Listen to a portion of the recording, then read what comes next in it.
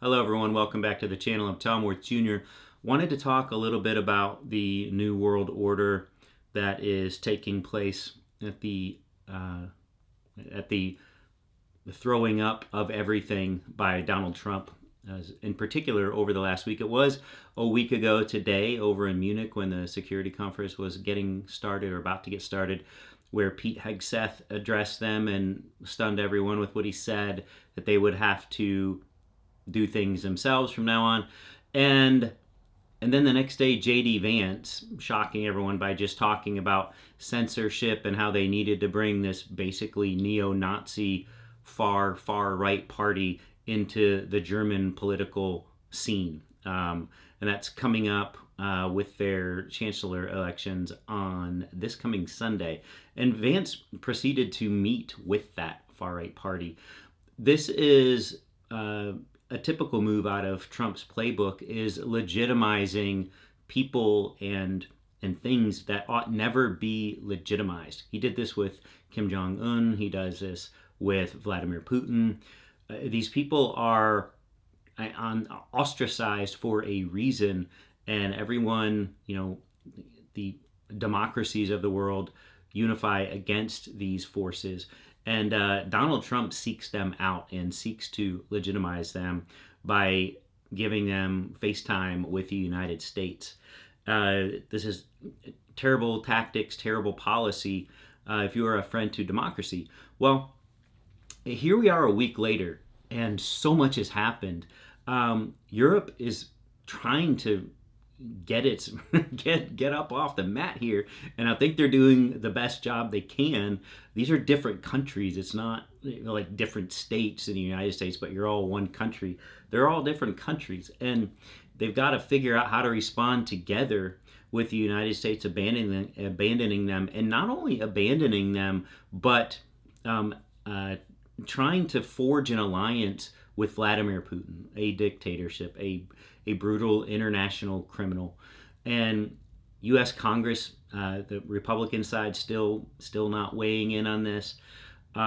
They should be impeaching him immediately. They're not.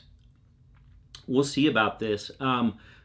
Interestingly, last night's video, I mentioned that there was this new Gallup poll that was taken a couple weeks ago. It was after, just a few weeks into his first term, and how he had 90% approval rating among Republicans. But that was before this stuff started happening. Well, now that we've seen some results of his actual policies and dismantling of things, in the fact that he can't make eggs cheaper, that the avian flu is what's causing the egg price spike, and it's even more now than it was under Biden. Just today, his approval rankings are tanking. They're still high for Republicans, but overall they're in the negatives now, which is pretty awesome. And I still don't know that accounted for his anti-Ukraine comments yet. So what we are dealing with, people are always trying to explain away Donald Trump's comments along the lines of, oh, that's just Donald Trump, or we have to pay attention to what he does, not what he says. And this is nonsense. His words matter. And when he says that Zelensky is a dictator, whereas Putin is the dictator, when he says Ukraine started this war, whereas Russia started this war, these are just flat out lies. When he says Zelensky has 4% approval rating, when he has almost 60%, when he says this is a dictatorship who refuses to have elections, when Ukraine's constitution forbids them from having elections during martial law, which of course they are under due to the ongoing war with Russia that Russia started.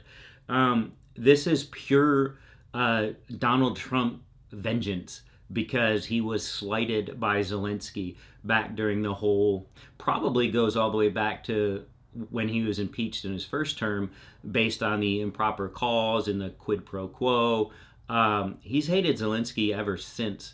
And he just holds grudges. And this is what he's all about. He's all about being vindictive, and he's all about himself. So this is why Zelensky never had a chance with Trump, and we also have the fact that Trump is a compromised Russian asset. So again, Zelensky never had a chance. Europe has now seen this for what it is.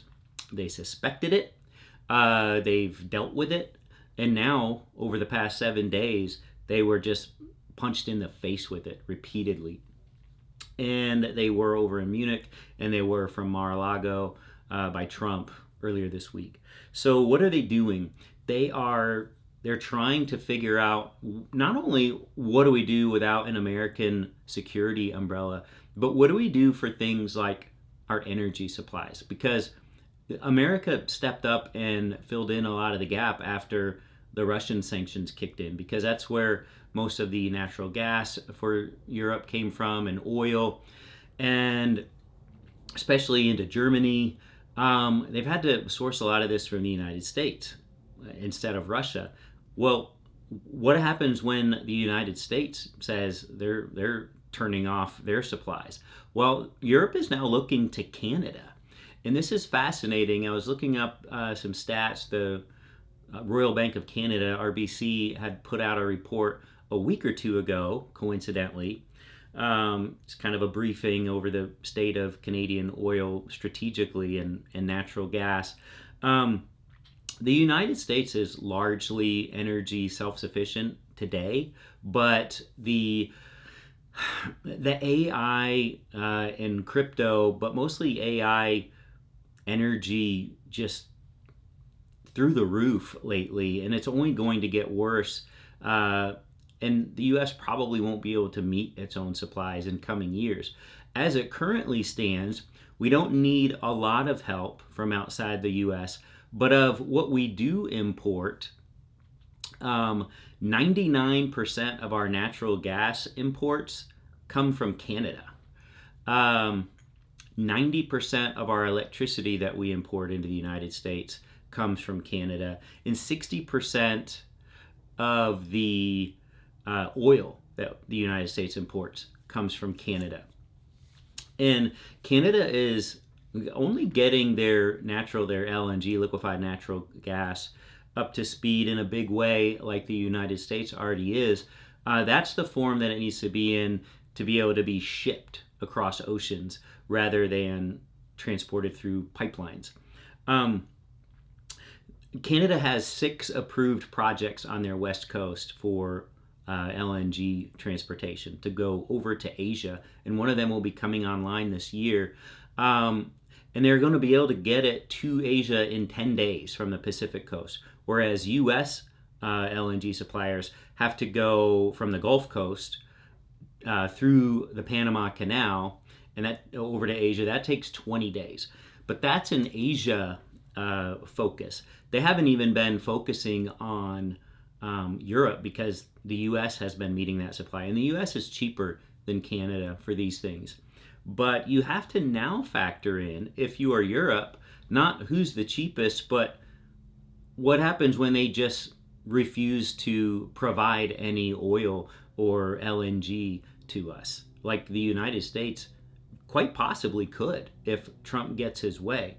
I'm still hopeful that the Congress will eventually step in, but who knows when that would even be. And that's not something you can wait around to find out. That's something that you have to plan for some years in advance. And Europe has started those talks with Canada. And Canada is all ears. What I'm seeing is basically the same alliance we've always had, the NATO alliance, US, Canada, and Europe, minus the US possibly. And they are proceeding apace in the event that we aren't there anymore. And I'm kind of loving it. Europe does need to be more self-sufficient, but they don't have oil and gas there in Europe. They have to bring it in from somewhere. It's not Russia, and it's not the United States.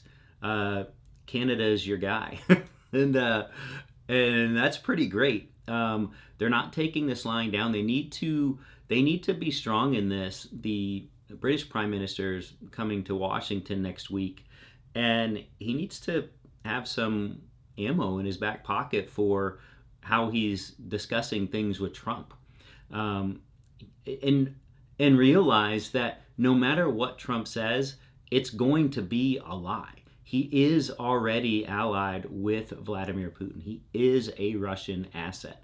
He has been compromised. So don't look for any assurances or promises or guarantees from Trump. Even if he signs something, it's meaningless. We know he tears up business contracts and personal agreements all the time, just doesn't honor them. He's not a man of honor.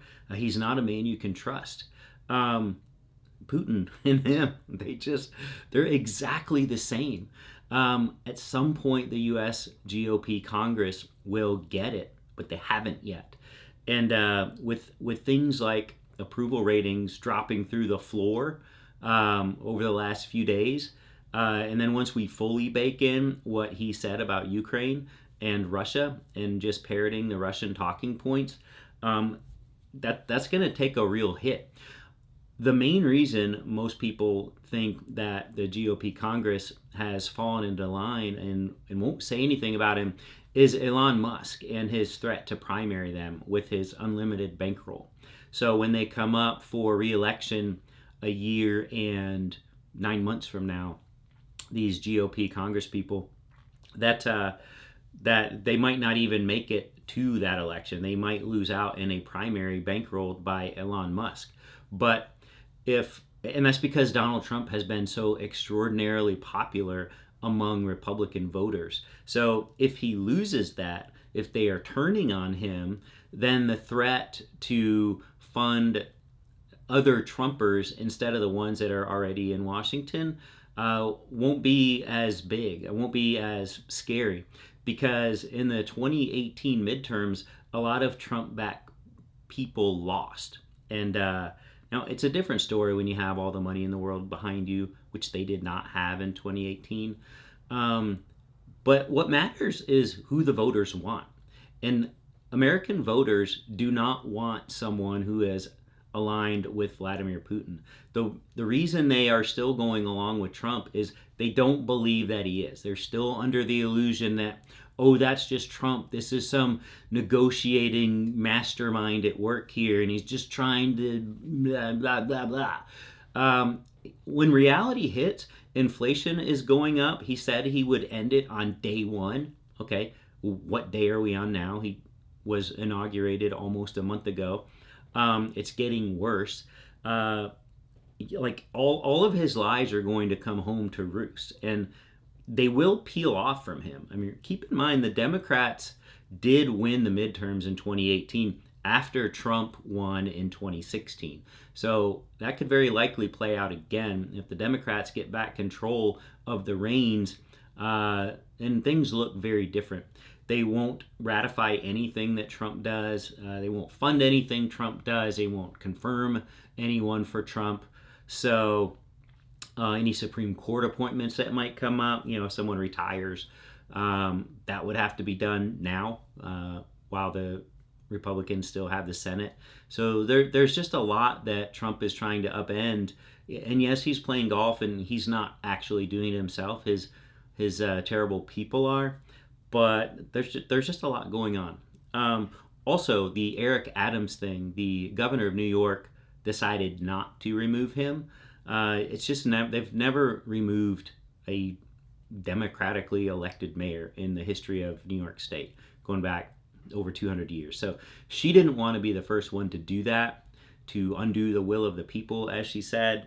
She's supposedly putting, and she is a Democrat. I do think that she will do this, putting strict safeguards and watchdogs in place to make sure he is not doing whatever Trump orders him to do, that he is just staying strictly within the bounds of his job, and if he tries to overstep anything, that he won't be able to do that. So I would have loved to have seen him removed from office, but you really don't want a situation. Here's a problem when you deal with Republicans, is the Democrats frequently don't take a step because they don't want to open the floodgates. They don't want Republicans to then take that step but do it 10 times worse.